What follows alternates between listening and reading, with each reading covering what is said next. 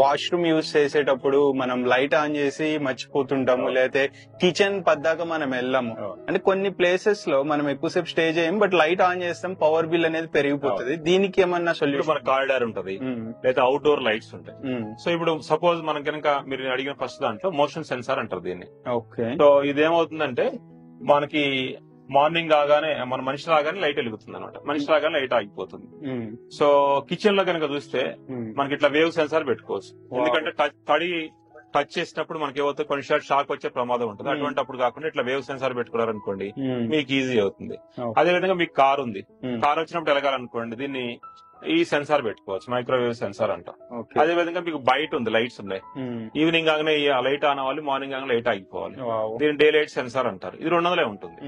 ఈ సెన్సార్స్ అన్ని కూడా 500 లోపే ఉంటాయి. సో ఇది టచ్ సెన్సార్ అంటే మనం చదువుకుంటా ఉంటాం, చదువుకునేటప్పుడు మనం టచ్ చేసినప్పుడు లైట్ వెలుగుతుంది.